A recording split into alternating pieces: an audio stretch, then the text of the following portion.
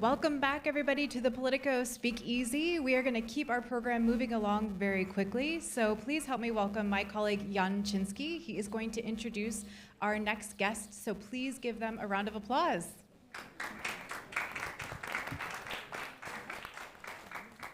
Thanks very much, and I'd like to welcome Sorin-Dan Moldovan, the Secretary of State and Head of the Department of Defense, Policy Planning and International Relations of Romania. Thanks very much.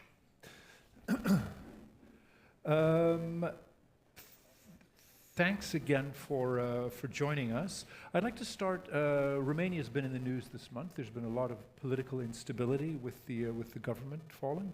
What does that mean in terms of security and defense policy? In terms of defense and security policy, nothing is changing.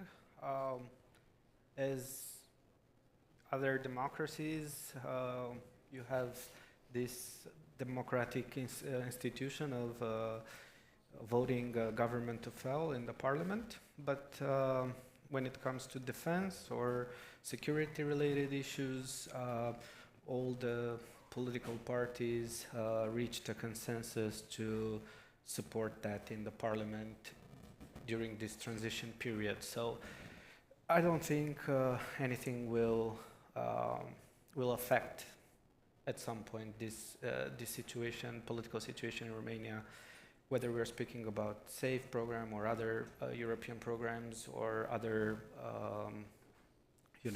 strategic things like defense. There is no need to worry on that.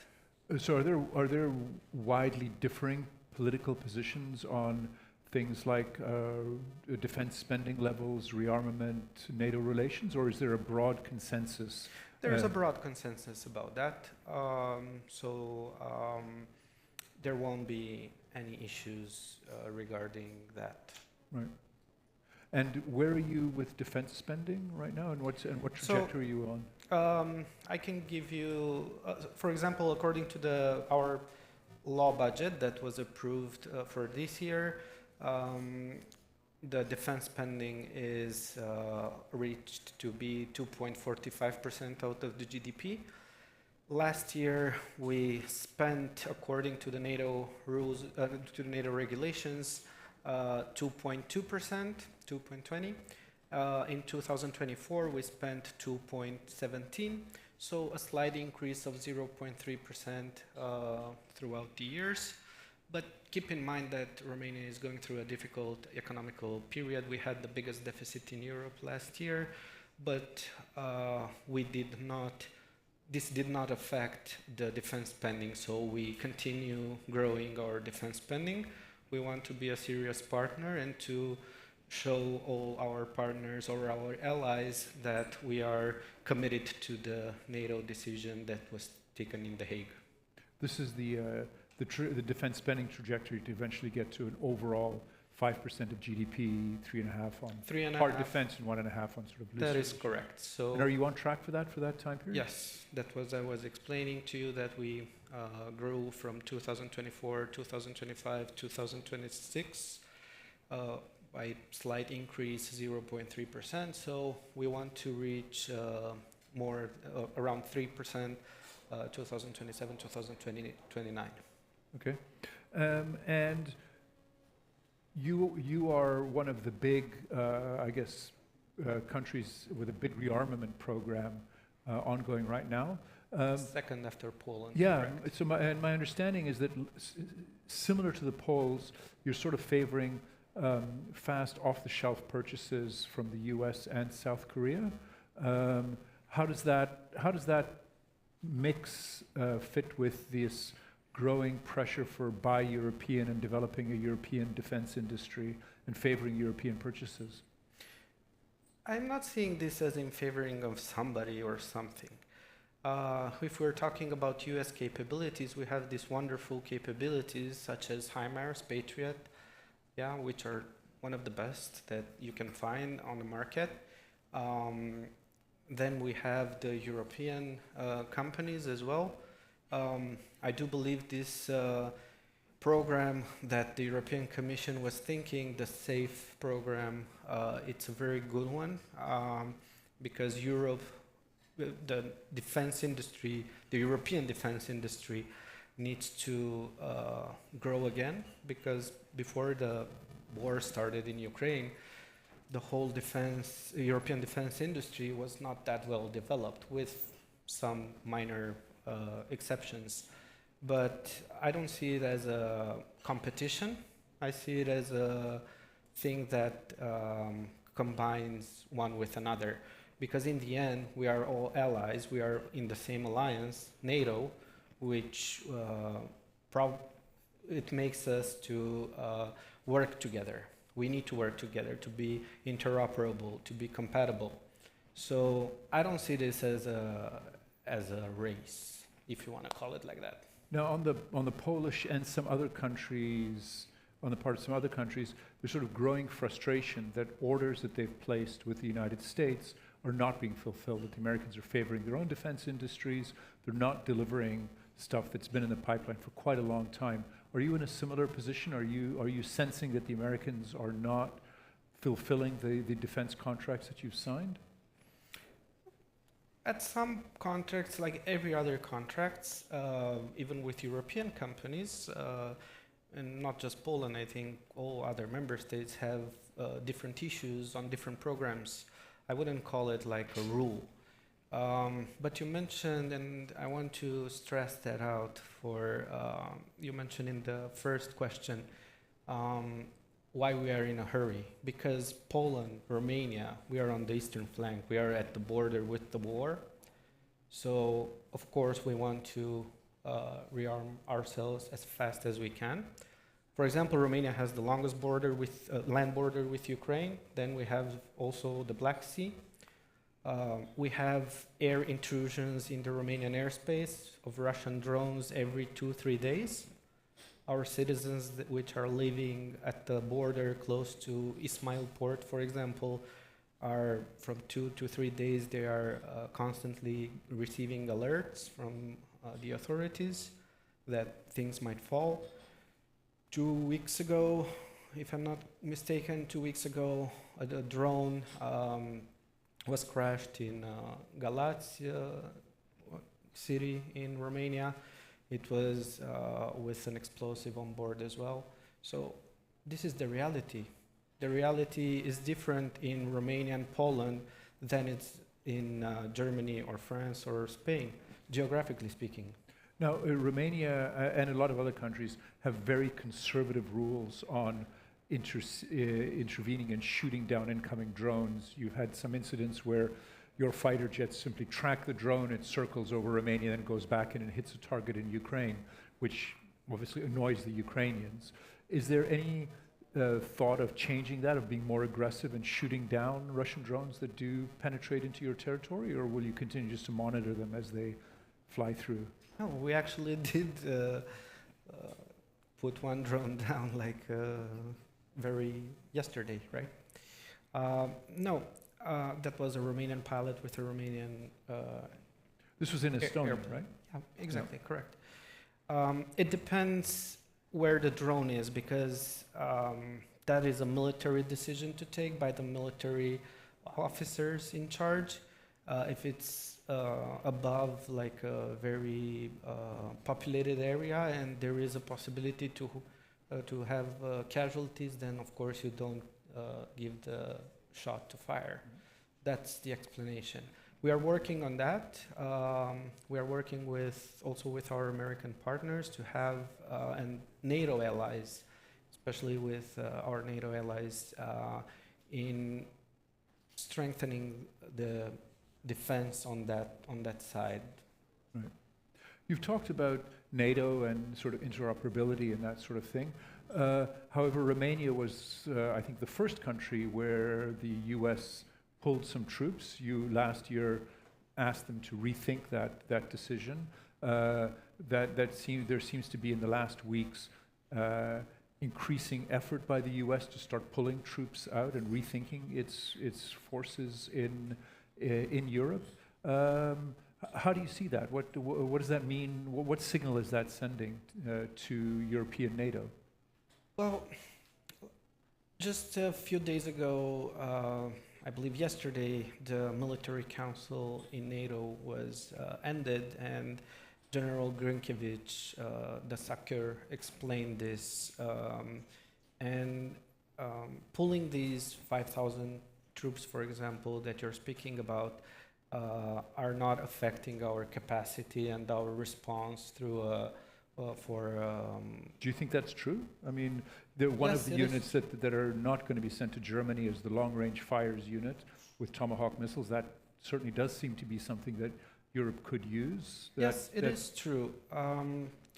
First, I do believe that we need to understand that the realities are different.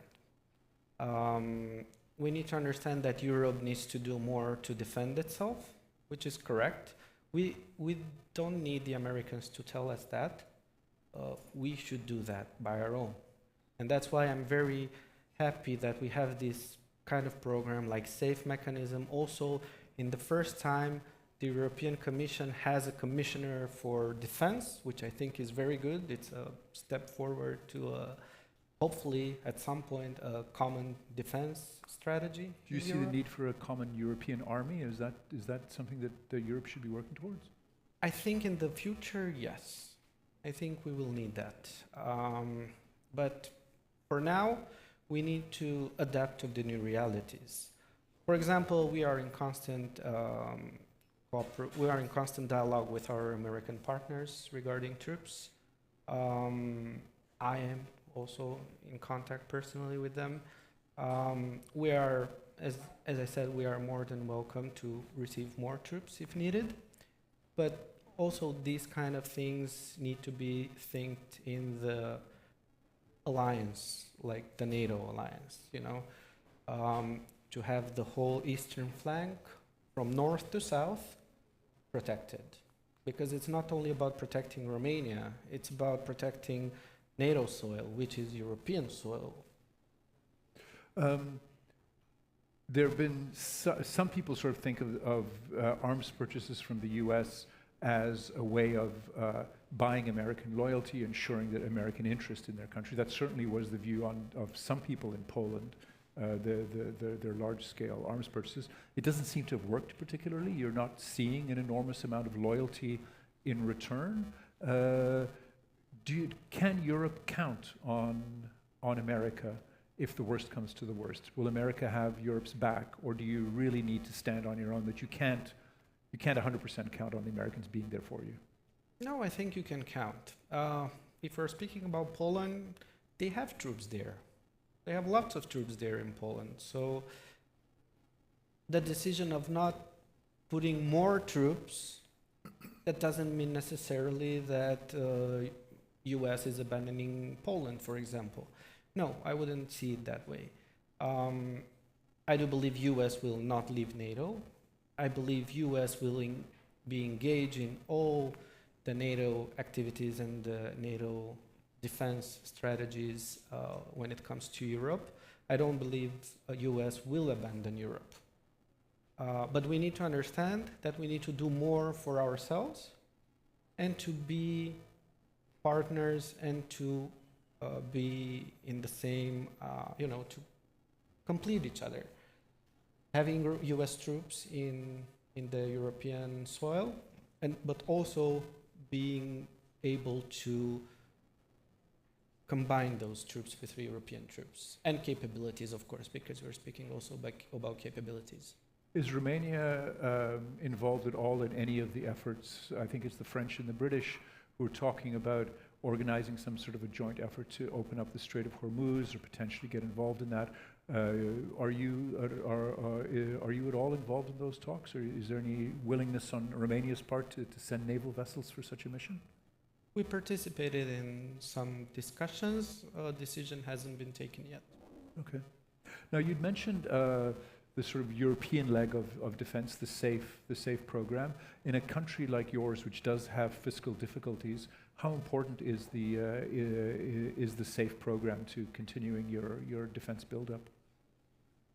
Like in every country, it's very important. I do believe this program can revitalize the defense industry, because I don't know, take for example, if you build a shipyard or a factory for ammunition or for armaments, you also create jobs, you also develop the economy there. So, of course, it's a very good thing to have this safe program, not only to rearm yourself, but also to put the money and the wheels of the economy working. Now, we've talked a lot about Ukraine. You've got a singular neighbor, Moldova, ethnically largely Romanian, big historical ties. What's the defense relationship there? How do you sort of see that and that Russian presence in Transnistria? Are you talking to them a lot? Is there some level of cooperation? Of course, as you know, Moldova is a neutral country. So, but because we are having our cultural attachment to the country and our ties to the country, we are helping them, and we will support their European integration path. Of course, we are helping them, whether we're talking about training or different exercises, or so there is military cooperation. Financially, we have some trainings that are doing or military exercises together, but that's it. Non-lethal help, just soft help, if you want to call it. Right. And on the Ukraine side of things, do you think that in the end the NATO should admit Ukraine as a member? For now, we cannot talk about that. Ukraine is in a war right now, so we can't talk about that. All these discussions, I do believe that can happen only after peace is installed in that region.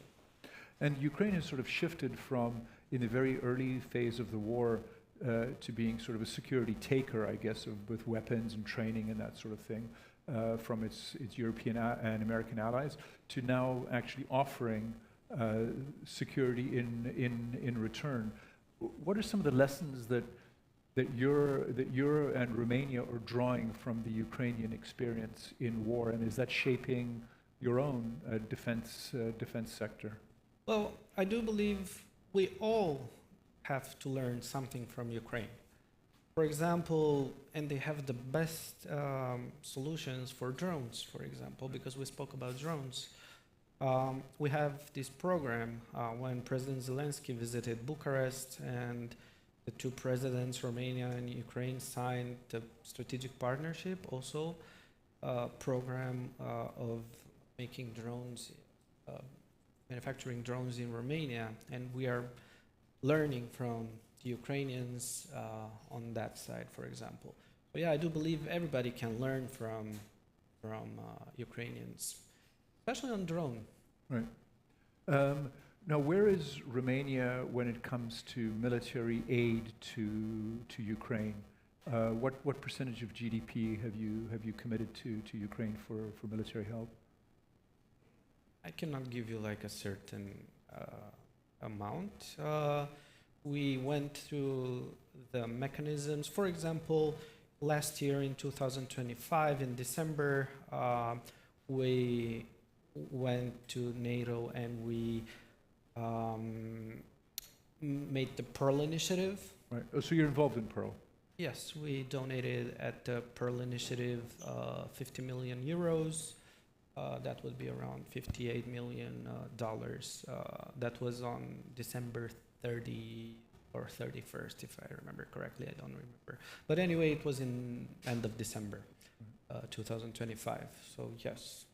There's growing pressure from especially the Nordic countries, the Netherlands, Germany, that as a percentage of GDP, they are giving a lot more than other European countries. Are you feeling that pressure from those countries that Romania, other countries need to give more to Ukraine? No, I don't think so. I don't think that we need to see it as a contest between countries. I mean, everybody I guess helps the Ukrainians would Ukraine. like to see it as a contest between countries to get more. Everybody's helping Ukraine the way they can, because in the end, the security for European continent depends on the security of Ukraine. That is the reality, whether we like it or not. But I don't see it as a contest. You gave more, I gave less, or the other way around. We shouldn't see it that way. Great. Well, thank you very, very much for taking part in today's conversation. We are going to have a short break, and then my colleague Anne McElvoy will be back at 4 p.m. with Jana Kusala, the Permanent Secretary at Finland's Ministry of Defense. And there's an even more important announcement, is that there are food and snacks available in the back room over there, and coffee over there. So if you need that, please go ahead and grab a snack. Thanks very much. Thank you.